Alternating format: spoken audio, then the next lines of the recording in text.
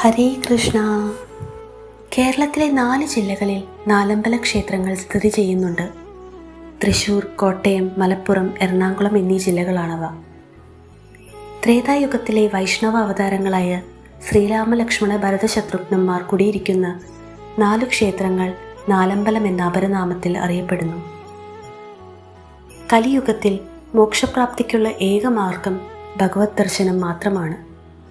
രാമായണ കഥ കേട്ടുണരുന്ന കർക്കിടക മാസത്തിൻ്റെ പുണ്യനാളുകളിൽ ശ്രീരാമ, ലക്ഷ്മണ, ഭരത, ശത്രുഘ്ന ക്ഷേത്രങ്ങളിൽ ഓരോ ദിവസം ദർശനം നടത്തുന്ന പൂർവീകാചാരമാണ് നാലമ്പല ദർശനം എന്ന പേരിൽ പ്രശസ്തമായിട്ടുള്ളത്. നാലമ്പല ദർശനം ഒരേ ദിവസം ഉച്ചപൂജയ്ക്ക് മുമ്പ് പൂർത്തിയാക്കുന്നത് ഏറ്റവും ഉത്തമമാണ്. രാമായണം ഒരു പ്രാവശ്യം വായിക്കുന്നതിന് തുല്യമായാണ് നാലമ്പല ദർശനത്തെ കണക്കാക്കുന്നത്. മനസ്സും ശരീരവും ശുദ്ധീകരിച്ച് പുതുവർഷത്തെ സമൃദ്ധിയിലേക്ക് വരവേൽക്കാനും കൂടിയാണ് രാമായണ മാസത്തിൽ നാലമ്പല ദർശനം നടത്തുന്നത്. തൃശ്ശൂർ ജില്ലയിലെ നാലമ്പലങ്ങളിൽ ഒന്നാണ് തൃപ്രയാർ ശ്രീരാമസ്വാമി ക്ഷേത്രം. മഹാക്ഷേത്രങ്ങൾ സ്ഥിതി ചെയ്യുന്ന ഗുരുവായൂരിനും കൊടുങ്ങല്ലൂരിനും മധ്യേയുള്ള തൃപ്രയാറിൽ തീവ്ര നദിയുടെ പടിഞ്ഞാറേക്കരയിൽ പ്രകൃതി കനിഞ്ഞനുഗ്രഹിച്ച പ്രശാന്തസുന്ദരമായ സ്ഥലത്താണ് ശ്രീരാമസ്വാമി ക്ഷേത്രം സ്ഥിതി ചെയ്യുന്നത്. ശ്രീഭൂമി സമേതനായ ശ്രീരാമ വിഗ്രഹ പ്രതിഷ്ഠയാണ് ഇവിടെയുള്ളത്. ശംഖ്, ചക്രം, കോദണ്ഡം, അക്ഷമാല എന്നിവ ധരിച്ച് 4 കൈകളോടുകൂടിയ വിഗ്രഹത്തിൽ ശ്രീയും ഭൂമിയും ഇരുപാർശ്വങ്ങളിൽ നിന്ന് ഭഗവാനെ അർച്ചിക്കുന്നതായി കാണുന്നു. ശൈവ വൈഷ്ണവ തേജസ്സുകൾ ശ്രീരാമചന്ദ്രനിൽ ഖരാവതാവസരത്തിലാണ് ഒന്നിച്ച് പ്രതിബിംബിച്ചതെന്നും അതുകൊണ്ട് ഖരവധോദ്യുക്തനായ ശ്രീരാമനായിട്ടാണ് തൃപ്രയാർ ദേവർ വർത്തിക്കുന്നതെന്നും വിശ്വസിക്കുന്നു.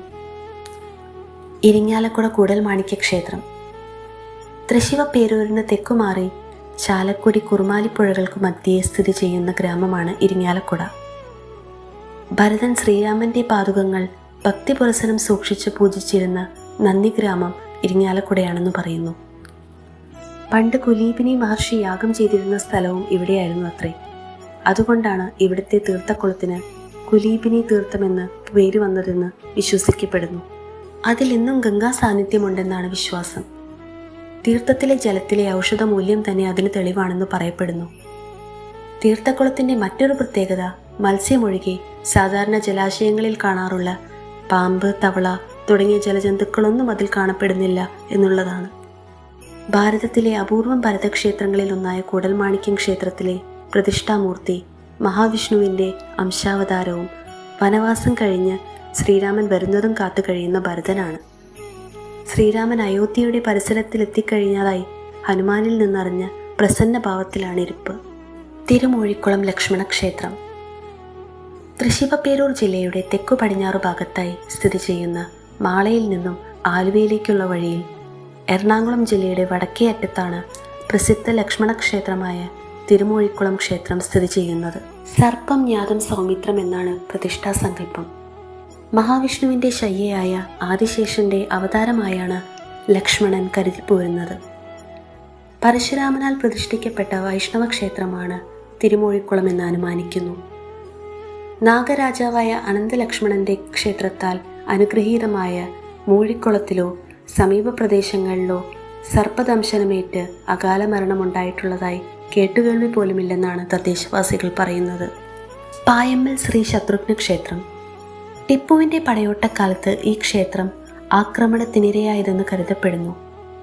ക്ഷേത്രത്തിൻ്റെ അധപ്പതനത്തിൽ ദുഃഖാകുലരായ സമീപവാസികളായ ഭക്തജനങ്ങൾ കാലക്രമത്തിൽ സംഘടിച്ച് പുനരുദ്ധാന പ്രവർത്തനങ്ങൾ ആരംഭിച്ചു. ക്ഷേത്രാധികാരികളുടെയും ഭക്തജനങ്ങളുടെയും ഏകോപിച്ചുള്ള പ്രവർത്തനങ്ങളിലൂടെ ക്ഷേത്രത്തിന് നഷ്ടമായിക്കൊണ്ടിരുന്ന ദൈവിക ചൈതന്യത്തെ പുനഃസ്ഥാപിക്കുവാൻ സാധിച്ചു. ലവണാസുരവധത്തിന് ഉദ്യുക്തനായ ശത്രുഘ്നനാണ് ഇവിടുത്തെ പ്രതിഷ്ഠ. ദാശരഥികളിൽ കനിഷ്ഠപുത്രനായ ശത്രുഘ്നൻ മഹാവിഷ്ണുവിൻ്റെ സുദർശന ചക്രത്തിൻ്റെ അവതാരമാണെന്നാണ് വിശ്വാസം. രാമനും ഭരതനും ലക്ഷ്മണനും ശത്രുഘ്നനും ഒരേ ചുറ്റുവട്ടത്തിൽ കുടികൊള്ളുമ്പോൾ അവർക്ക് ഏറ്റവും പ്രിയപ്പെട്ട ഹനുമാൻ എങ്ങനെ അകന്നു നിൽക്കാനൊക്കും? അങ്ങനെ ഇരിങ്ങാലക്കുടയുടെ തൊട്ട് തെക്കുഭാഗത്ത് തൃശ്ശൂർ കൊടുങ്ങല്ലൂർ രാജപാതയുടെ കിഴക്കരികിലാണ് പ്രസിദ്ധമായ നടവരമ്പ് ഹനുമാൻ കോവിൽ. നാലമ്പലം തീർത്ഥാടനത്തിന് ശ്രീരാമദാസനായ ഹനുമത് സ്വാമി ദർശനത്തോടെയാണ് പരിസമാപ്തി കുറിക്കുന്നത്. കർക്കിടക മാസത്തിലെ നാലമ്പല ദർശന പുണ്യം എല്ലാവർക്കും ലഭിക്കട്ടെ എന്ന് പ്രാർത്ഥിച്ചുകൊണ്ട് ഓം നമോ ഭഗവതേ വാസുദേവായ.